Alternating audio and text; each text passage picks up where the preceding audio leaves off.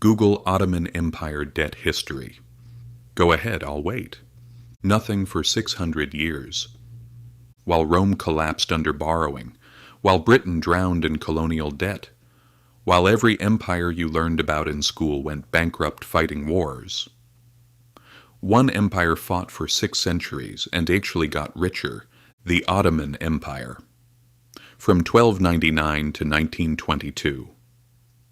Longer than Rome, longer than Britain, longer than almost any civilization we talk about today. And here's what history teachers won't tell you. They never paid salaries to their soldiers, never took foreign loans for 500 years, never issued a single government bond. Yet they controlled 3 continents, defeated the Byzantines, besieged Vienna, ruled from Budapest to Baghdad. How? That's the question that took me 6 months of research to answer, and what I found changes how you see modern economics forever. Because this isn't ancient history. It's a warning with your country's name on it. Let's start with why every other empire failed. Rome, in the 3rd century, debased their currency so badly that prices rose 10,000% in a single generation. Soldiers were paid in worthless coins. The empire split in 3, never recovered. Spain in the 1500s imported more silver from the Americas than any kingdom in history, spent it all on wars across Europe, declared bankruptcy 4 times. Even with literal mountains of gold, they couldn't afford their military. France in the 1700s borrowed to fight Britain, borrowed to fight everyone. The debt burden crushed the monarchy. Cue revolution. Britain in the 1900s ruled a quarter of the world, spent so much on 2 world wars that they lost the empire trying to pay the interest. The pattern is brutal. Empires don't fall because they lose battles. They fall because they run out of money before they lose the battles. But the Ottomans?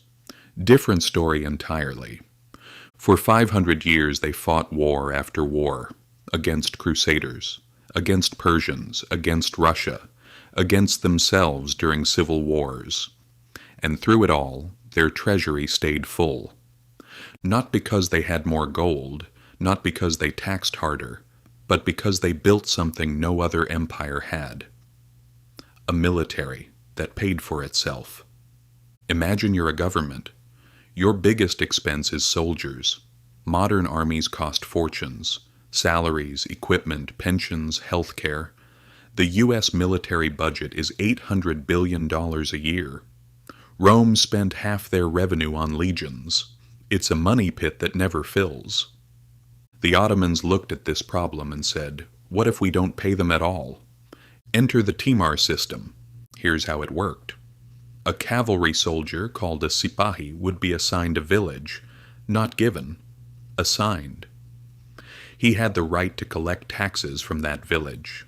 In exchange, he had to maintain his own horse, his own armor, his own weapons, and show up for military campaigns fully equipped. If his village prospered, he collected more. If it suffered, he collected less. His income was directly tied to the productivity of his territory. The state paid 0 salary. 0. The soldier became a tax collector, a local administrator, and a military officer all in one. He had every incentive to keep his region stable, because instability meant poverty, meant he couldn't afford his horse, meant he lost his military status. This was financial engineering at a level that makes modern Wall Street look simple. Consider the advantages. No payroll department, no pension liabilities, no equipment procurement bureaucracy. The army mobilized instantly because the soldiers were already funded and equipped. During peacetime, the system kept running. Soldiers managed their territories, collected revenue, maintained readiness. European kingdoms of the same era operated on the opposite model. Knights were expensive aristocrats who demanded payment. Mercenaries were even worse. Fight for whoever pays most, desert when money stops. If a king ran out of cash, his army evaporated. This happened constantly. The Timar system meant Ottoman warfare was cheap, not free. War is never free, but self-sustaining. Every campaign could theoretically pay for itself through plunder and new territory. And new territory meant new taxpayers, which meant new Timar assignments, which meant army expansion without treasury strain. This is why the empire grew so fast in its first 200 years. They weren't just winning battles, they were winning balance sheets. But cavalry alone doesn't conquer cities. You need elite infantry, heavy infantry, disciplined troops who can storm fortifications, hold lines, fight in any terrain. Elite infantry are expensive. Training takes years. Equipment is specialized. In Europe, professional soldiers were paid double or triple ordinary wages. The cost broke smaller kingdoms. The Ottomans found a way to get elite infantry for negative cost, the devshirme system. Every few years, officials would visit Christian villages in the Balkans. They would select boys, usually aged 8 to 15, based on physical and mental aptitude.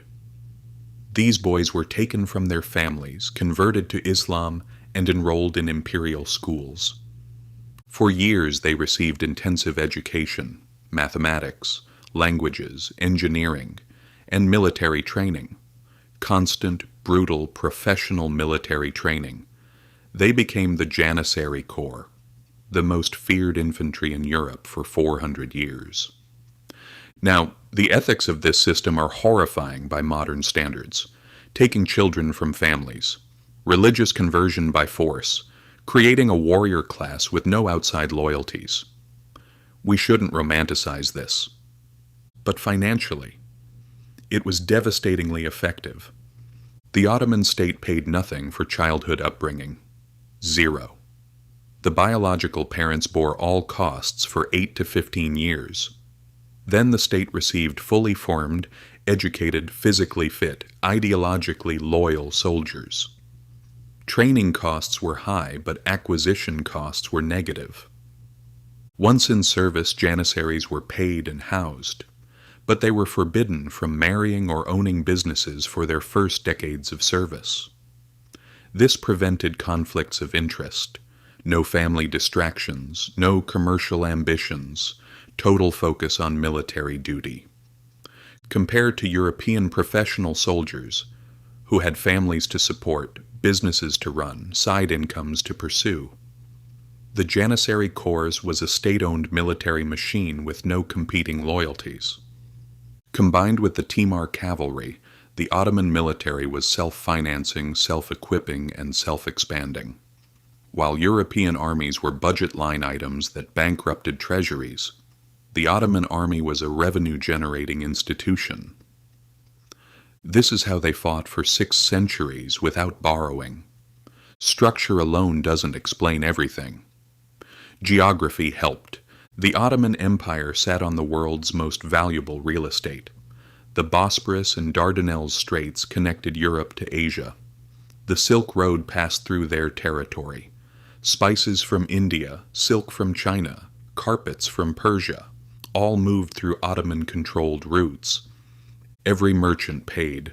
Venetian traders, Arab caravans, Balkan merchants, North African fleets. If you wanted to move goods between continents, you paid the Ottoman toll. This wasn't just passive taxation.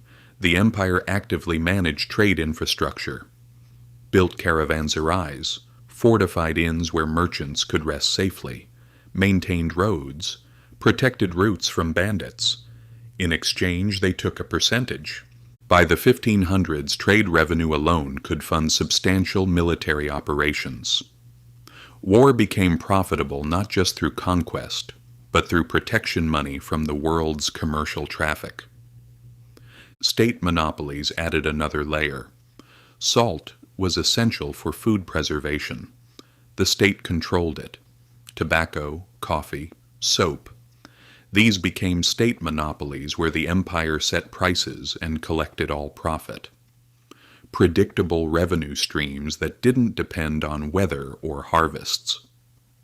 Tribute from vassal states provided yet more income. The Crimean Khanate, Wallachia, Moldavia, Transylvania. They paid annual sums for protection or autonomy, cheaper to collect tribute than to govern directly, and the money funded more soldiers to collect more tribute from more territories. The system was a flywheel. Territory generated revenue. Revenue funded military. Military conquered territory. Repeat for 500 years. Then three things changed, all at once. First, the world got bigger. European powers developed ocean-going ships. The Silk Road became obsolete. Why pay Ottoman tolls when you could sail around Africa? Trade routes shifted to the oceans, bypassing Ottoman territory entirely. The geographic advantage evaporated. Second, the Timar system rotted from within. Local tax collectors, now hereditary rather than merit-based, became corrupt. They exploited villages rather than managing them. Peasants fled. Tax bases shrank. Soldiers couldn't afford equipment. The self-financing machine broke down. Third, and most dangerous, the Janissaries became too powerful. What started as a disciplined elite force turned into a political mafia. They married. They started businesses. They accumulated wealth and influence. They resisted any reform that threatened their privileges. They overthrew sultans who tried to change the system.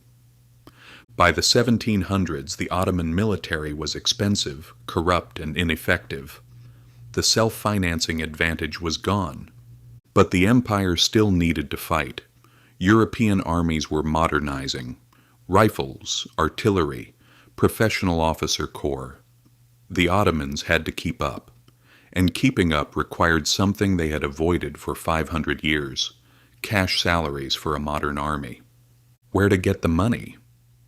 In the 1850s, the Ottoman Empire did something unprecedented. They borrowed money from European banks. The Crimean War against Russia was expensive. Modern armies needed modern funding. French and British banks were happy to lend, at high interest rates with strict conditions. The loans seemed manageable, small at first, just to cover immediate gaps. Then more wars came, more modernization needed, more borrowing. Each loan made the next more necessary. By the 1870s, the empire was spending a third of its revenue just on debt interest, not principal, interest.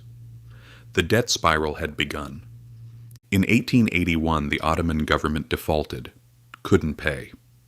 European creditors didn't invade. They didn't need to. Instead, they imposed the Düyün-ü Umumiye, the Public Debt Administration. An international commission run by Britain and France took direct control of Ottoman finances. They collected taxes. They managed customs. They controlled state monopolies. They decided how much the Ottoman government could spend on its own military. 6 centuries of financial independence ended in a decade. The empire survived another 40 years, but as a zombie state. Foreigners owned its economy. It couldn't reform because reform threatened creditor interests. It couldn't modernize because modernization required investment that went to debt payments instead. World War I finished it. The empire fought on the losing side, accumulated more debt, and collapsed completely by 1922. From world power to colony in 40 years, all because of one decision: borrowing from foreign banks. Here's why this matters today. Every mechanism the Ottomans invented still exists, just wearing different clothes. The Timar system, today's military contractors. Governments outsource warfare to private companies, Blackwater, Wagner, dozens of others. No payroll burden, no pension obligations, no political accountability.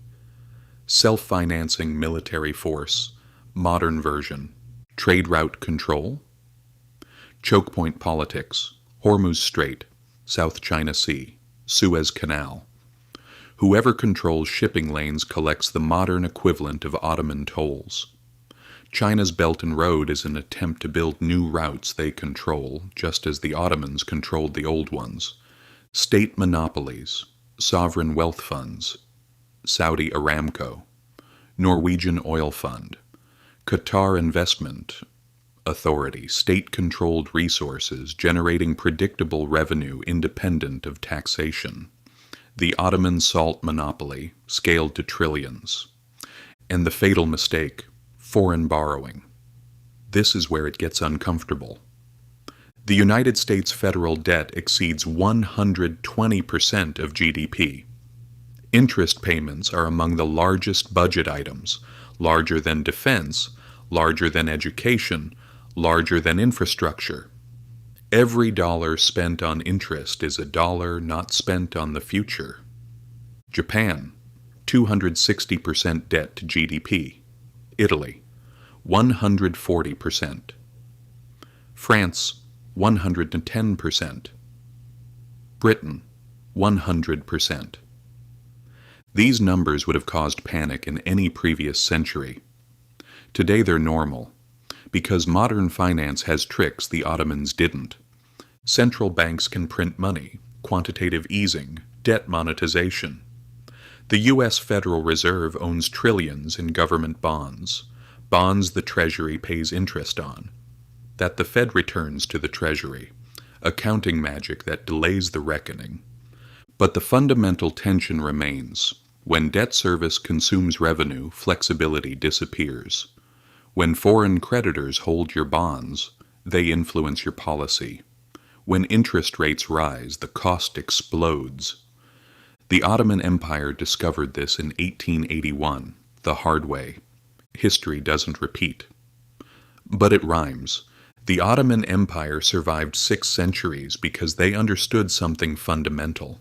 Military power requires sustainable finance. They built systems that made war pay for itself. They avoided debt because they saw what debt did to their enemies. Then they forgot their own lesson. One war, one modernization program, one set of foreign loans, and the flywheel reversed. Debt consumed revenue. Revenue shortage required more debt. Foreign control replaced independence. Collapse became inevitable. Modern nations face the same choice: borrow for immediate needs or build systems that sustain themselves. The U.S. dollar's reserve currency status allows borrowing that would have destroyed any previous empire. But reserve currency status isn't permanent. Britain lost it. The Ottomans lost their trade route control. Advantages end. When they do, the debt remains. The question isn't whether America or Japan or Italy will become the Ottoman Empire. The question is, when your advantages end, and they always end, will your system sustain you? Or will you discover, as the Ottomans did in 1881, that creditors own more than your bonds? They own your future. If this changed how you see debt, power, and history, subscribe. This channel maps the patterns that shape your world, whether you know them or not. Next episode: the country making the Ottoman mistake right now, and why their central bank just panicked. Bell on. You don't want to miss it. History doesn't repeat, but if you don't understand it, it crushes you all the same.